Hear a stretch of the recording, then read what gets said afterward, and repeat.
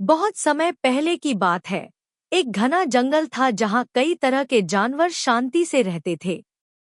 एक दिन उस जंगल के राजा शेर की मृत्यु हो गई। अब जंगल में नए राजा की तलाश शुरू हुई। जानवरों ने मिलकर यह तय किया कि जो सबसे समझदार और चालाक होगा वही नया राजा बनेगा। एक चालाक बंदर ने यह अवसर देखा और बोला, मैं बहुत समझदार हूँ, पेड़ों पर कूदता हूँ, सभी जानवरों को हंसाता हूँ, सबको एकजुट रख सकता हूँ। मुझे ही राजा बना दो। जानवर उसकी बातों में आ गए और तालियां बजाते हुए उसे जंगल का राजा बना दिया। बंदर बहुत खुश हुआ। उसने राजा बनते ही सबको हुक्म देना शुरू कर दिया, सभी जानवर मेरे लिए फल लाएं, हर सुबह मेरे सामने नृत्य करें, और भी कई अजीब अजीब फरमान जारी किए।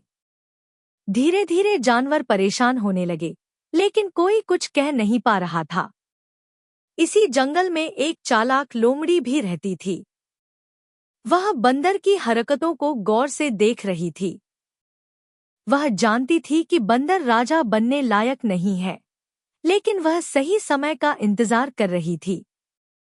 एक दिन लोमड़ी ने एक गड्ढे में मछलियों से भरी टोकरी रखी और उसे पत्तों से ढक दिया। फिर वह बंदर के पास गई और बोली, हे राजन, मैंने आपके लिए बहुत स्वादिष्ट मछलियां ढूंढी हैं। एक गड्ढे में रखी हैं, बस आपको चलकर उन्हें निकालना है। बंदर तुरंत लालच में आ गया और लोमड़ी के साथ चल दिया। जैसे ही वह गड्ढे के पास पहुंचा, वह बिना सोचे समझे उसमें कूद गया और गड्ढे में गिर गया। अब वह बाहर नहीं निकल पा रहा था। तभी लोमड़ी जोर से हंसी और बोली, जो खुद की चिंता नहीं कर सकता, वह दूसरों का राजा कैसे बन सकता है।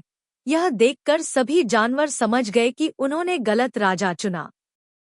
फिर सबने मिलकर एक समझदार और न्यायप्रिय हाथी को राजा बना दिया और जंगल में फिर से शांति लौट आई।